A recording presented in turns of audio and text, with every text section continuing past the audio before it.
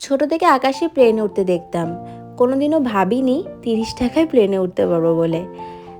তো হ্যালো সবাইকে, আমার একটি নতুন ব্লগে আবার সবাইকে স্বাগতম। একটা রবিবারে আমরা গিয়েছিলাম এয়ারক্রাফট মিউজিয়ামে।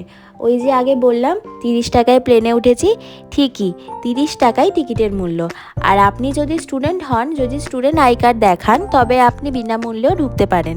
ওই যে আমার সামনে দেখতে পাচ্ছেন একটি অবিকায় দানব। হ্যাঁ, এটি কোনো খেলনা বা দামি বিমান নয়, এটি ভারতীয় নৌবাহিনীর এক সময়ের গর্ব। টুপোলেভ TU 142M, এই বিমানটিকে বলা হতো অ্যালবাট্রস। প্রায় 29 বছর ধরে এইটি নৌবাহিনীর হয়ে আকাশ থেকে সমুদ্র পাহারা দিয়েছে।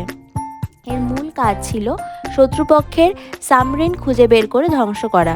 2017 সালে এটি অবসর নেয় এবং তারপর রাজ্য সরকার ও নৌবাহিনীর উদ্যোগে এটি মিউজিয়ামের রূপে দেওয়া হয়।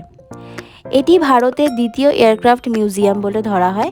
ভিতরে ক্যামেরা করা বারণ ছিল, তবে আমরা আপনাদের বলে দিই ভিতরে কি দেখেছি।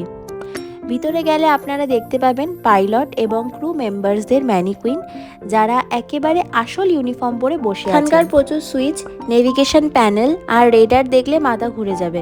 একবার ভাবুন তো, যখন এই বিমানটি সমুদ্রের উপর দিয়ে উড়ে যেত, তখন ভিতরে বসে নৌসেনারা ঠিক কেমন অনুভব করতেন। তবে এটা আপনারা নিজের চোখে না দেখলে হয়তো অনুভব করতে পারবেন না, তাই আমি একবার বলবো আপনারা একবার গিয়ে ঘুরে আসতে পারেন। বাচ্চাদের জন্য এটি খুবই শিক্ষামূলক একটি জায়গা। বিমান থেকে বেরিয়ে এলে আপনারা একটি সুন্দর পার্ক পাবেন, বাচ্চারা এখানে দারুণ এনজয় করবে। চলুন এবার আপনাদেরকে কিছু দরকারি তথ্য দিয়ে দিই, যাতে আপনাদের এখানে আসতে সুবিধা হয়।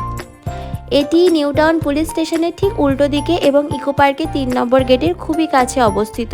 বাস বা ক্যাবে করে খুবই সহজে আপনারা এখানে চলে আসতে পারেন। টিকিটের মূল্য মাত্র 30 টাকা। স্টুডেন্টদের জন্য ছাড় থাকতে পারে, তাই অবশ্যই নিজের ID কার্ড সাথে রাখবেন।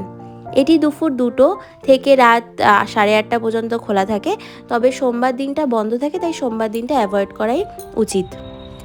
তো বন্ধুরা, আজকের এই ছোট রোমাঞ্চকর ট্যুর আপনাদের কেমন লাগলো? কলকাতার মধ্যে উইকেন্ড কাটানোর জন্য এটি পারফেক্ট জায়গা। ভিডিওটি ভালো লাগলে লাইক করে দিন, বন্ধুদের সাথে প্রচুর শেয়ার করুন। আর এরকম আরও ভিডিও দেখতে হলে চ্যানেলটিকে অবশ্যই সাবস্ক্রাইব করে দিন। আর আপনি যদি ফেসবুক থেকে দেখে থাকেন তো আমার অ্যাকাউন্টটিকে ফলো করে দিন।